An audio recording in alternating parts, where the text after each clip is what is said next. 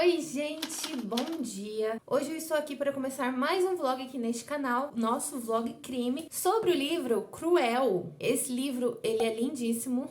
Meu Deus, olha só, gente. Perfeito, né? Edição da Dark Side, não esperava nada menos do que isso. Então, no vlog de hoje, a gente vai falar sobre este livro aqui, né? Este vai ser o tema do nosso vlog, né? Mas antes de começar a falar sobre esse livro maravilhoso da Dark Side, né? Cruel, eu venho me apresentar, né? Pra quem não me conhece, caiu nesse vídeo de paraquedas, seja muito bem-vindo. Eu sou a Kai, esse aqui é o Garota do Vlog. Aqui a gente tem vídeo todas as quintas-feiras, às 6 horas da tarde. Então, já se inscreve no canal, já ativa o sininho pra não perder nenhum vídeo novo. E bora lá pra esse vlog. Eu ganhei esse livro aqui no Prime Day, né? Então, assim, ganhei de presente de uma amiga minha. Muito obrigada, amiga. Eu tava louca pra ler esse livro, mas ele estava sempre muito caro. E daí, no Prime Day, ele abaixou o valor e a minha amiga me deu. Então, falei, um sinal para que eu comece a fazer vlog deste livro. E cá estou eu, não é mesmo? Bom, gente, esse daqui, para quem não sabe, é basicamente quase um glossário sobre os padrões de psicopatias, né? Então aqui a gente vai ter vários níveis de pessoas com e sem a psicopatia, né? Mas que cometeram crimes e foram condenados, ou não, à prisão perpétua, à câmara de gás, à injeção letal. Então esse livro aqui, ele é basicamente isso.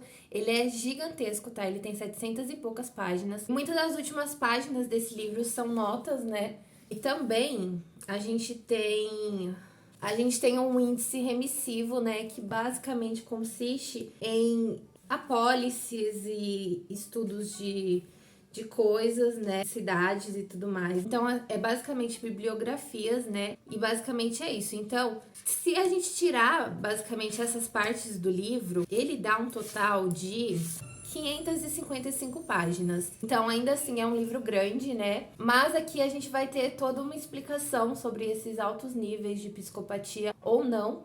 Então é bem interessante de acompanhar, mas eu quero comentar algumas coisas com vocês, porque eu já comecei a ler esse livro, né? Então, como eu já comecei a ler esse livro, já tenho algumas coisas pra falar com vocês, vamos lá. Já na introdução desse livro aqui, quem vai apresentar a introdução desse livro pra gente, o Gary gente, não sei falar o nome dele. Gary Bruchetto. Desculpa, Gary, mas vai ser o Gary. E ele também vai ter a ajuda, né, do Dr. Michael Stone. Já na introdução desse livro, ele diz que aqui a gente vai perceber que esses criminosos, eles não são criminosos malignos que cometem crimes desde o raiar do dia até o fim da noite, né? Não. Eles são pessoas normais que geralmente têm boas relações com seus vizinhos, com seus parentes, com seus familiares, com as pessoas que moram dentro da casa dele, com seus amigos. E eles vivem, então, uma vida dupla, né? Ou seja, eles têm uma vida dentro dali do círculo familiar e de amizade, de vizinhos de boa conduta. E ele tem uma outra vida fora desse ciclo, né? Que é as perversidades, o homicídio e as crueldades que ele comete contra outros seres humanos. E aqui nesse livro a gente vai ter os índices, então, das maldades, né? Que realmente tem esse título, o índice da maldade. E aí a gente vai ter índice 1 da maldade, índice 2 da maldade, índice 3, índice 4, 5, 6, 7, enfim. E no índice 5, gente, tem uma coisa aqui que eu preciso ler pra vocês, porque eu fiquei indignada com esse relacionamento. Eu fiquei, meu Deus, que tipo de relacionamento é esse, cara? Olha só. Em março de 2010, na saída de um pub, Long foi agredido por um valentão local e, além de não se defender, se recusou a informar a polícia. Enfurecida, Scott, que é a mulher dele, zombou da sua falta de coragem. Lhe disse para usar vestido, enquanto ela usaria calças, e o chamou de maricas e frouxo. Isso fez Long explodir, como explicaria mais tarde. Pegando uma faca, apunhalou Scott no braço 2 vezes no peito. Ele chamou uma ambulância e imediatamente informou ao telefonista. Perdi o controle e ela me provocou, então a esfaqueei. Ele foi preso e julgado pelo assassinato.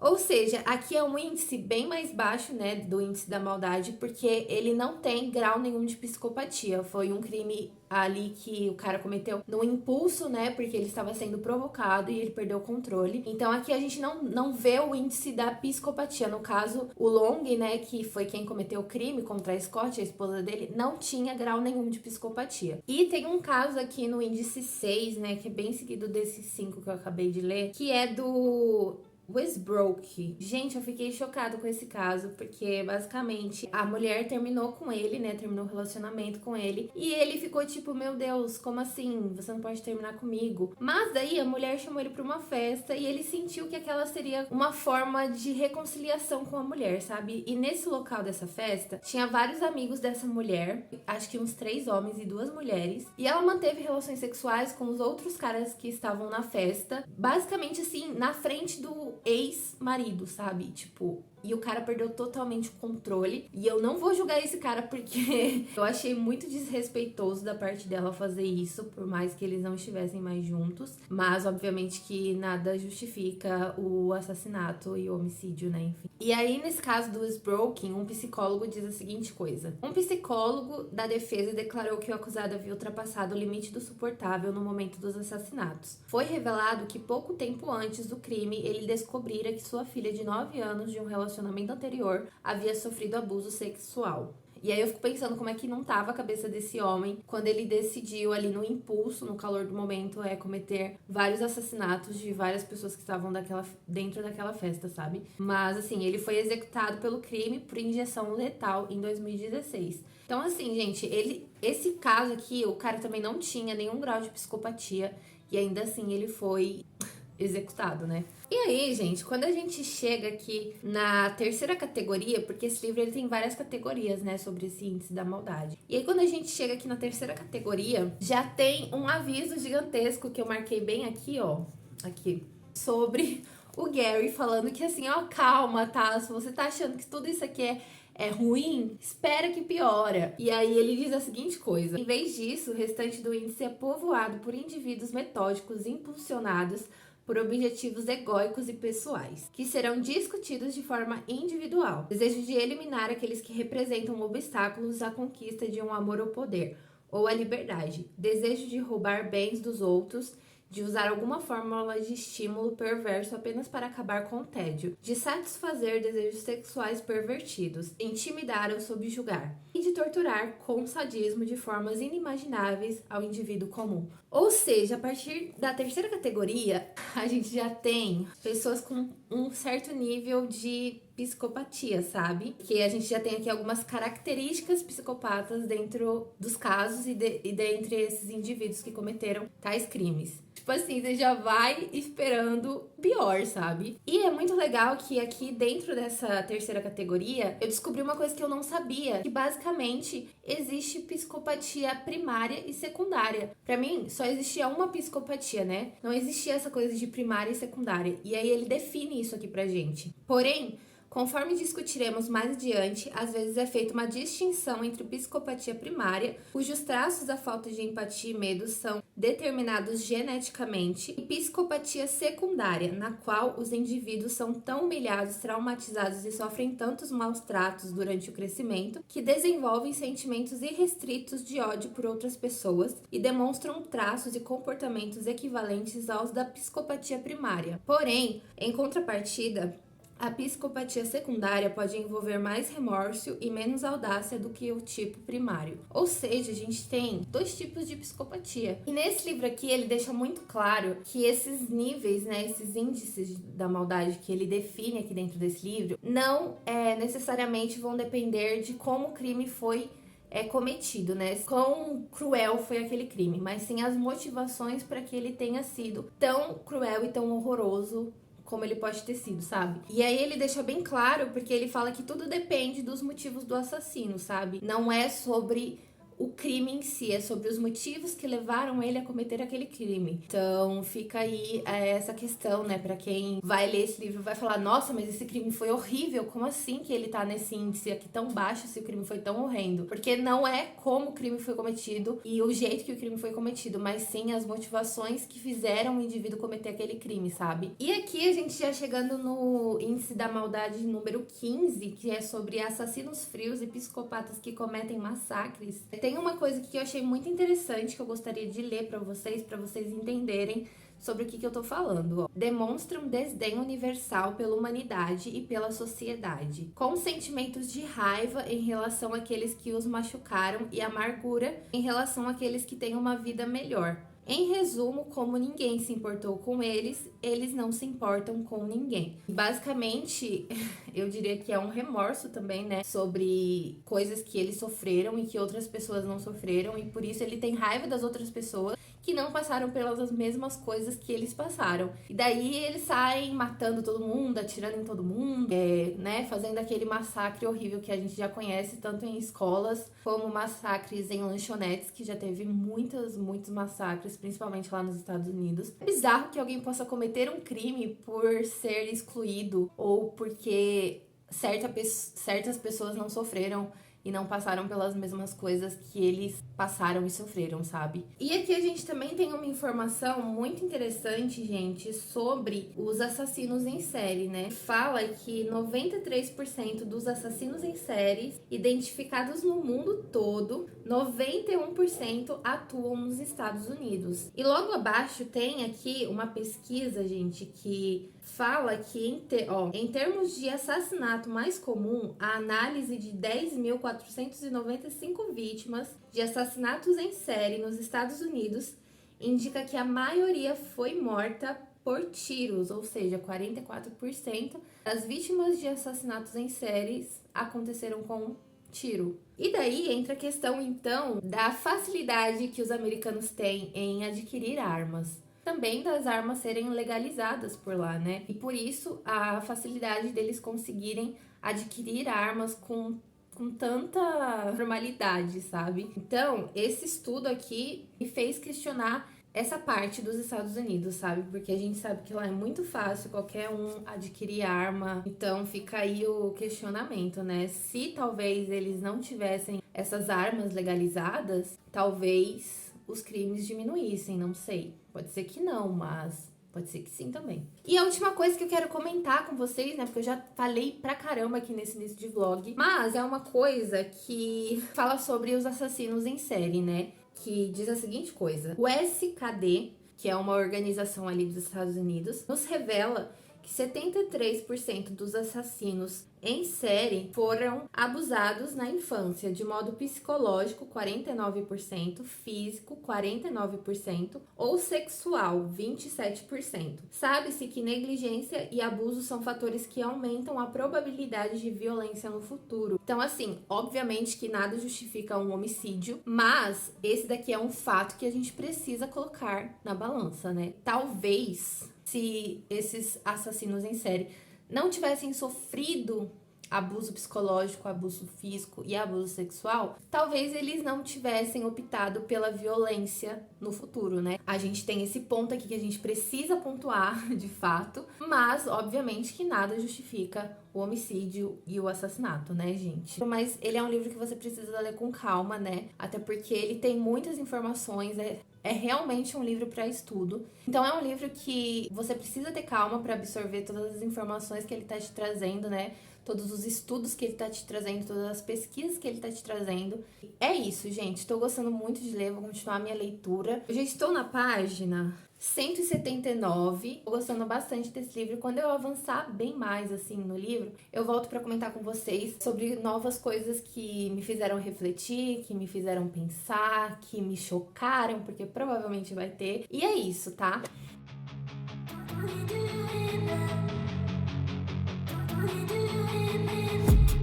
I've been dreaming on in my head like I've seen it. A life worth living is a life with meaning. I'll do what I love till my heart stops beating. I'm feeding this demon. Got a taste, can't erase bitterness in my face. Work a job every day till your dreams fade away. Like a card, never change, play the game that we say. I need a break. I'm staying strong, need to move on to be what I want. I'll keep dreaming on. I'm staying strong, need to move on to be what I want. I'll keep dreaming on.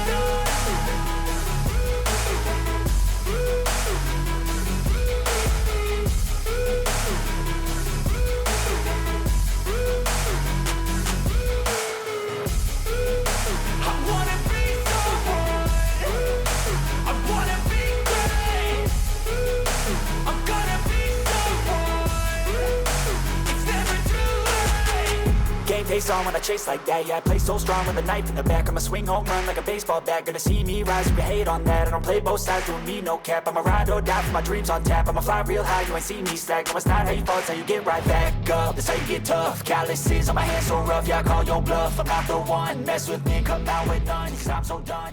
Oi, gente, vim atualizar o vlog sobre o livro Cruel, né? E tenho bastante coisa pra comentar com vocês sobre este livro aqui. E eu li a segunda parte dele, tem muita marcação, então já vamos começar a falar sobre ele. Aqui, mais uma vez, nessa segunda parte, né, que eu li, descrito que pessoas com doenças mentais não são a maior parte das pessoas que cometem crimes violentos, né, que isso ainda acontece com pessoas que não têm nenhum tipo de transtorno mental, ou seja, pessoas normais que geralmente cometem crimes muito violentos, né? Isso daqui já foi citado em outros livros que eu li sobre o tema, né? A maldade. E novamente é citado neste livro aqui. Eu achei muito interessante de colocar neste vlog essa questão, né? De que, tipo, isso já foi citado em outros livros e novamente é citado aqui. E, gente, quando a gente entra aqui, né, no número 22 do Índice da Maldade, o autor, ele já diz pra gente que isso daqui não vai ficar mais fácil, tá? Que a tendência é piorar.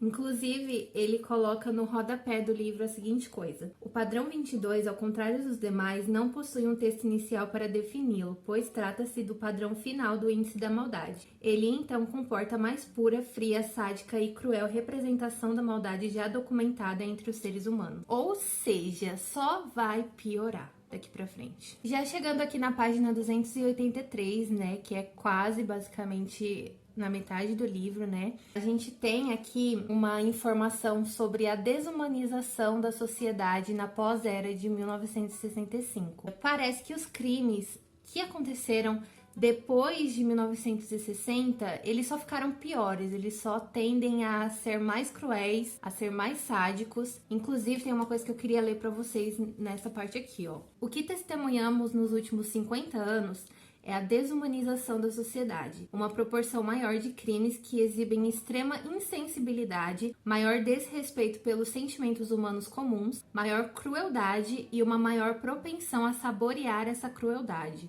A essência do sadismo nesta era pós-1965. Ou seja, se os crimes antes dessa era já eram cruéis e já eram considerados sádicos, depois que passa essa era, parece que só fica pior. Então, assim, gente, esse livro aqui é ladeira abaixo. É muito, muito pior. Quando você acha que não pode piorar, você começa a ler uns casos muito mais bizarros, muito mais cruéis, muito mais sádicos. Você fica tipo assim, velho, o que tá acontecendo? Como esse livro aqui ele vai falar sobre assassinatos, né? Sobre vários tipos de assassinatos. Basicamente é um livro sobre os assassinatos, né? De pessoas que cometeram assassinatos e vários tipos de assassinatos. A gente também tem aqui dentro desse livro assassinatos em massa, né? Tem uma parte aqui que eu queria comentar com vocês no vlog sobre isso daqui que eu até marquei pra sinalizar. Diz a seguinte coisa: em geral, o assassinato em massa é uma reação explosiva à humilhação insuportável, às vezes repentina, porém, com maior frequência, planejada com antecedência. Ser demitido de um emprego é um estímulo comum, ser rejeitado por um amante ou cônjuge é outro. O assassinato em massa é quase exclusivo de homens, que representam 97% dos casos. A gente tem então uma pequena porcentagem aqui sobre mulheres que também cometeram assassinatos em massa, mas a grande porcentagem disso fica ainda com os homens, né? A gente tem aqui essa questão, né, de tipo, a humilhação insuportável que a pessoa sente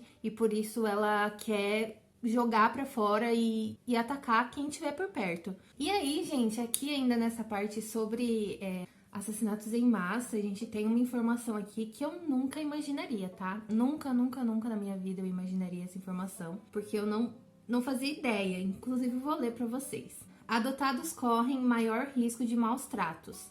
Pais adotivos têm cerca de 7 vezes mais probabilidade de molestar sexualmente uma filha adotiva do que pais biológicos. Da mesma forma, o assassinato de crianças é muito mais comum onde não há relação de sangue entre pai e filho ou mesmo em uniões informais, ao contrário de casamentos legítimos, ou seja, legalmente sancionados. Gente, eu não fazia ideia de que crianças adotadas sofreriam mais ataques sexuais por parte de pais não biológicos, sabe? Obviamente que você deve parar pra pensar, mas faz sentido, porque não tem sangue, não tem aquele vínculo, né? Mas ainda assim, eu não imaginava.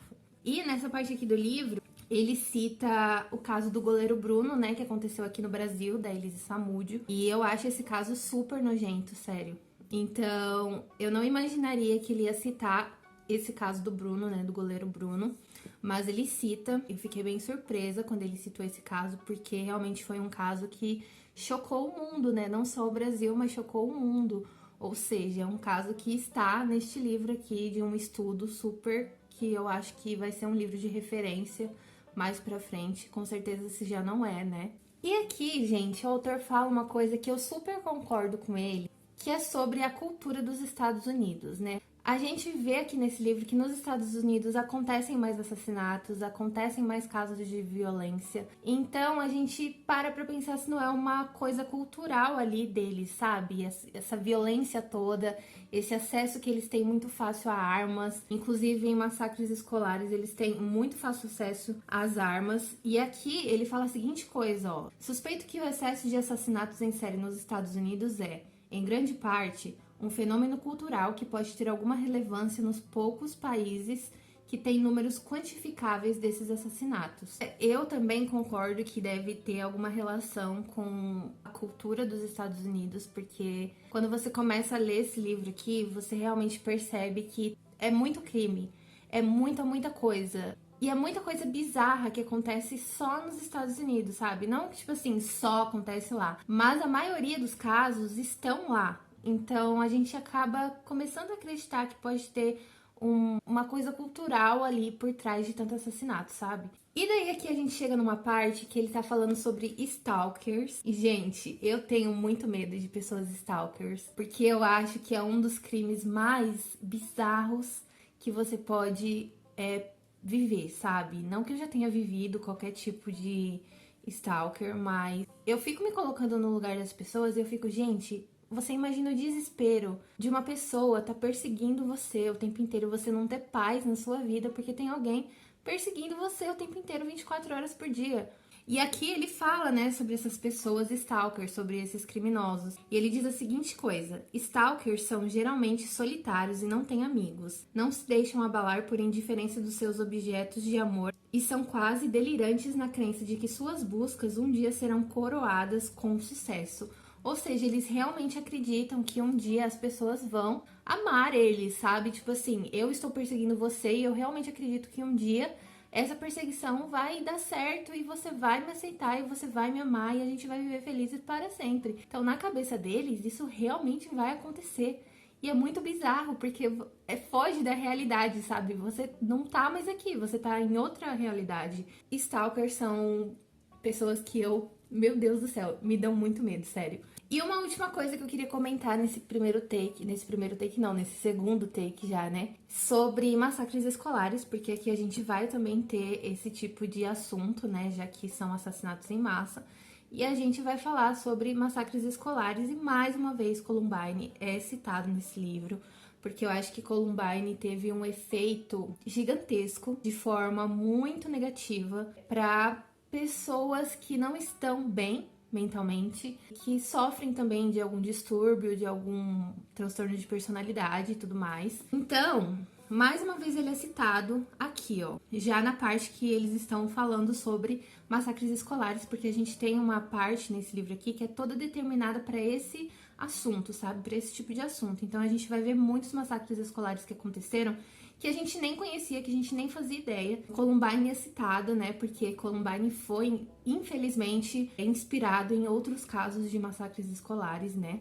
E aí o Michael diz pra gente a seguinte coisa: nada surpreende dada a disponibilidade imediata de armas de fogo nos Estados Unidos. O fenômeno de tiroteios escolares é esmagadoramente norte-americano, tá? A grande maioria são adolescentes brancos de sexo masculino e a maioria desse grupo, como o autor Justin Peters apontou, estudou o massacre de Columbine em abril de 1999 e obteve inspiração, se esse é o termo aceitável, ou pelo menos um tipo mórbido de justificativa, dos comentários dos dois criminosos Eric Harris e Dylan Klebold.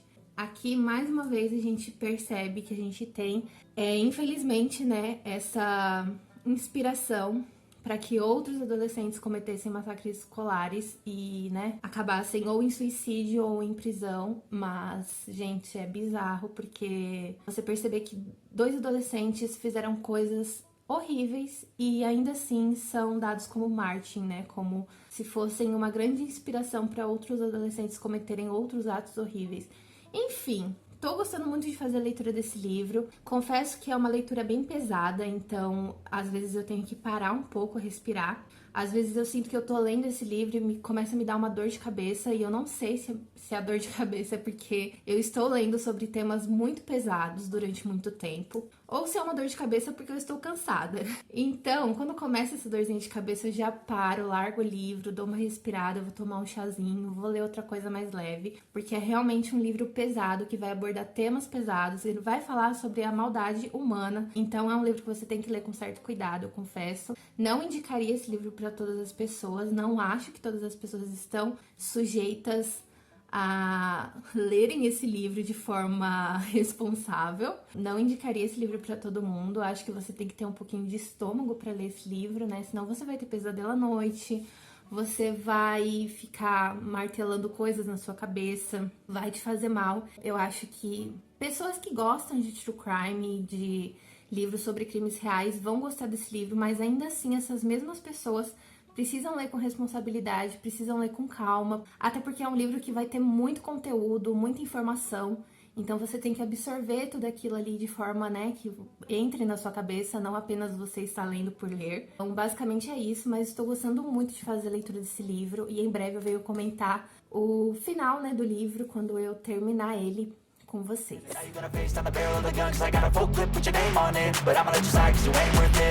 Time staying strong, need to move on to be what I want. I'll keep dreaming on. Time staying strong, need to move on to be what I want. I'll keep dreaming on.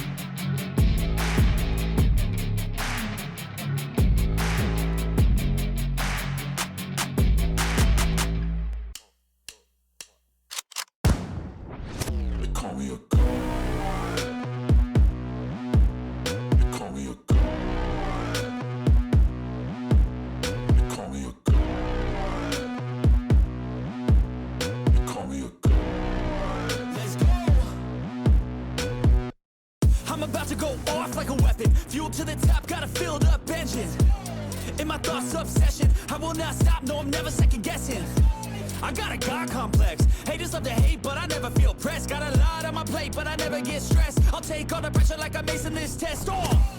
Tear it up like I'm Jason. I see the world like it's ready for the taking. I see this place like a game I'm playing. Straight to the bank to collect my payments. No negotiations, it's my way, I was born impatient. And like a damn Freemason, I'll run this nation. Oi gente, vim finalizar o vlog com vocês sobre o nosso vlog crime, sobre o livro Cruel, né, da Darkside. Bom, vamos começar, né, porque não tenho tanta coisa assim pra comentar agora nesse último take, mas ainda assim preciso falar sobre algumas coisas com vocês. Terminei de ler esse livro, acho que no fim de semana, no domingo. Hoje é segunda-feira, então foi ontem. Esse livro é um livro muito, muito, muito bom, juro. E vale muito o preço, tá? Eu sei que é um livro caro, eu sei que é um livro extremamente caro, mas ele contém informações muito precisas, ele tem estudos científicos. Então, é realmente um livro que vale a pena você ter na estante para você que gosta de ler sobre crimes reais, que gosta de conhecer crimes reais e principalmente você que gosta de estudar sobre o assunto, sabe? Mas enfim, eu tenho algumas coisas para comentar com vocês em relação a este livro e vamos começar, né? Senão eu vou ficar falando aqui igual uma matraca velha. A gente tem uma parte nesse livro que é uma parte muito cruel, eu diria, apesar do livro todo ser realmente cruel. Uma parte que fala sobre a justiça, né? Que nem sempre a justiça vence, que nem sempre a justiça está acima do dinheiro, do poder. Então, a gente vê muitos casos aqui que foram encerrados de forma extremamente injusta e incorreta por conta de que a pessoa tinha certo poder, por conta de que a pessoa tinha certo financiamento ali mais engajado. Então, é extremamente cruel ler esse tipo de coisa num livro assim, porque a gente fica com aquela sensação de que a gente não está protegido pela lei, sabe? Nem pela justiça, nem por ninguém. Então, é realmente cruel você ler esse tipo de coisa num livro sobre crime, sabe? Esse livro aqui também vai tratar sobre assuntos como guarda, né, dos pais, guarda dos filhos com os pais, guarda compartilhada, guarda só da mãe, guarda só do pai. Eu achei que só o Brasil que tivesse esses problemas sistêmicos, mas dentro desse livro aqui a gente consegue perceber que não, que os Estados Unidos e outros países também são extremamente falhos com as nossas crianças. Eu fiquei me perguntando como que um sistema não protege a criança, sabe? Porque aqui a gente vê casos sobre filhos que foram dados a guarda pro pai, mas o pai não merecia essa guarda, não estava tanto preparado para receber ela, sabe? Não tinha nada de preparo a não ser aquisições financeiras, ou seja, poder, dinheiro, quanto filhos que foram dados a guarda para a mãe, sendo que a mãe não tinha condições, não tinha preparo também para cuidar dessas crianças, sabe? Então, são vidas que são basicamente deixadas de lado, é como se não importasse, sabe? Então eu fiquei extremamente chateada quando eu li isso. Tanto é que ele fala sobre alguns casos que ele supervisionou, né? O Michael, e ele diz a seguinte coisa: às vezes, o simples fato de ter um pouco de dinheiro em vez de não ter faz a diferença. Certa vez, supervisionei um estagiário psiquiátrico que tinha como paciente uma garota de 16 anos. O pai a forçou a relações incestuosas, o que a tornou deprimida e suicida. A garota revelou à mãe que disse: aguente firme, querida, em 2 anos você será independente. Por enquanto, o papai coloca pão na nossa mesa. São casos que não foram uma competição entre justiça e lei, porque a lei nem chegou a se envolver. Eram disputas entre justiça e dinheiro.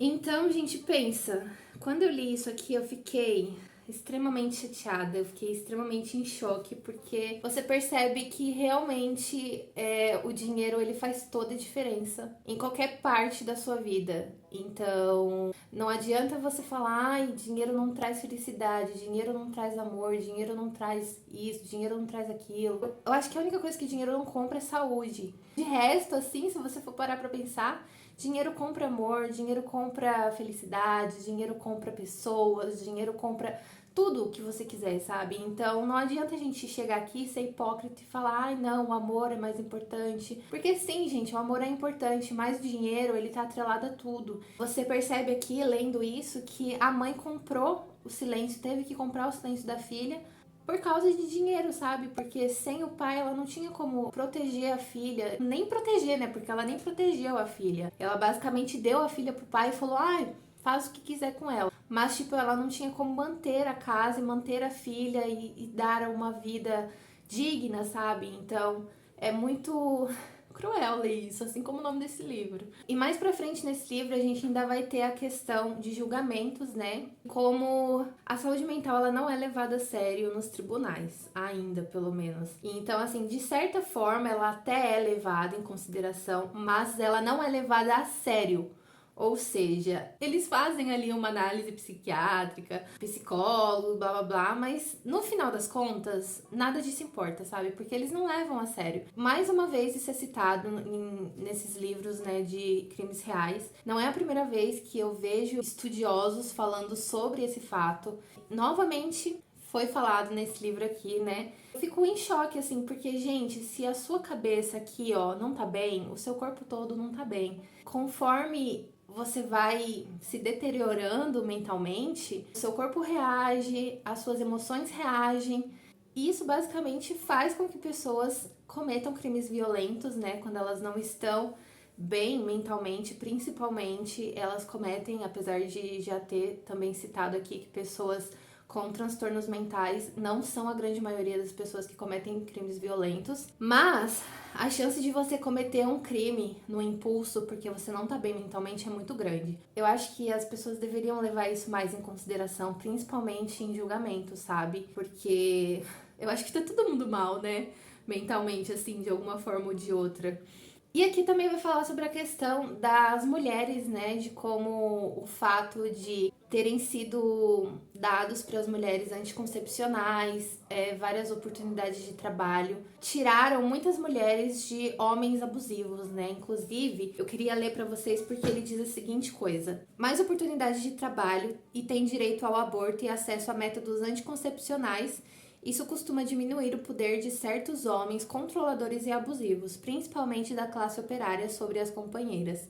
Esses fatos, né, das mulheres agora terem o poder de escolher se elas querem ou não ter criança em certos lugares, né, porque infelizmente ainda em alguns países, né, inclusive aqui no Brasil, o aborto não é legalizado e, infelizmente, muitas mulheres morrem por conta disso, né? Por fazerem de forma ilegal, sem cuidados, sem prestação de serviço e sem garantia nenhuma, né? Então, eu sou a favor do aborto, isso daí eu acho que todo mundo já sabe, quem me acompanha há mais tempo. Aqui ele fala sobre essa questão, né, das mulheres agora terem até certo ponto um poder de escolha sobre o próprio corpo delas, sobre o que vai entrar, o que vai sair, anticoncepcional, pílulas do dia seguinte, tudo mais.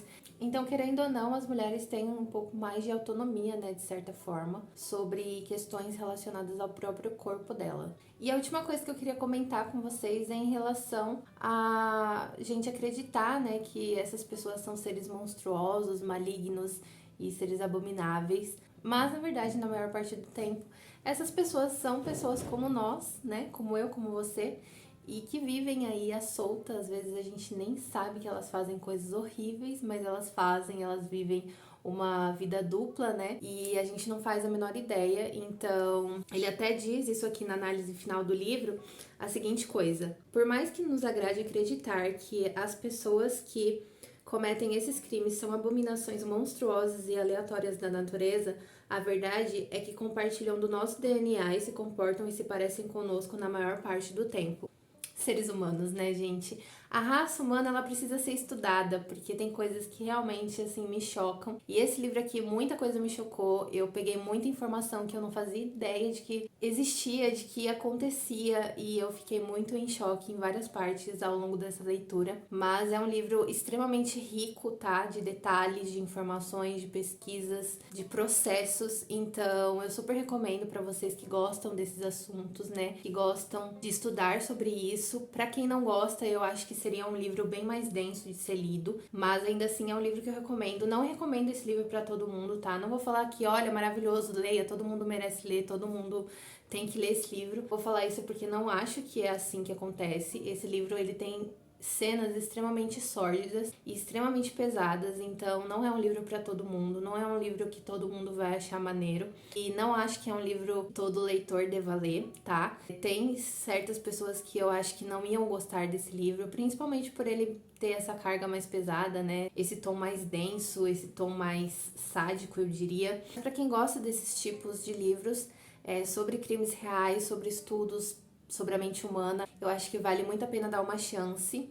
É um livro pesado, eu confesso, eu tive que respirar em várias horas da leitura, mas ainda assim é um livro que vale muito a pena, tá, gente? Ele vale muito a pena o preço dele. Eu sei que é um livro extremamente caro para algumas pessoas. Pra mim foi extremamente caro esse livro, tá? Mas eu não recebi esse livro, só pra constar, tá? Eu não recebi esse livro da Caveirinha, mas eu ganhei de uma amiga minha esse livro aqui. Então, assim, gente, o preço é muito caro, mas vale a pena porque ele contém muitas informações, muitos estudos, muitas coisas que, pra quem gosta, eu acho que faz toda a diferença. Então, é isso, gente, que eu achei desse livro. Super recomendo esse livro pra certos tipos de pessoas, tá? Se você não gosta de leitura pesada, se você não gosta de pesquisar sobre a mente humana, sobre crimes reais, esse daqui não é um livro pra você, então eu não recomendo. Mas se você gosta desse tipo de leitura, se você tem um estômago mais, assim, degustado, sabe, pra receber informações cruéis, então esse daqui é o seu tipo de livro, recomendo. Mas é isso, gente. Gostei muito de fazer essa leitura. É um livro extremamente rico e com certeza eu vou reler, ou se eu precisar pegar algum estudo aqui dentro desse livro, com certeza vai estar na minha estante ali pra que eu faça isso, porque é um livro que realmente eu acho que toda vez que você reler este livro, você vai aprender coisas novas com ele. E basicamente é isso. Espero que vocês tenham gostado de me acompanhar nesse vlog. Lembrando que eu vou deixar o link para compra desse livro aqui na descrição. Comprando com o meu link você me ajuda com uma pequena comissão, não paga nada mais por isso, mas apoia o meu trabalho aqui na internet. Você me acompanhou até o final desse vlog, muito obrigada pela sua companhia. A gente se vê no próximo vídeo. E não se esqueça que se você é novo e caiu nesse vídeo de paraquedas, aproveita e se inscreve aqui embaixo no canal, ativa o sininho para não perder nenhum vídeo novo. Um grande beijo pra vocês e tchau, tchau, até o próximo vídeo.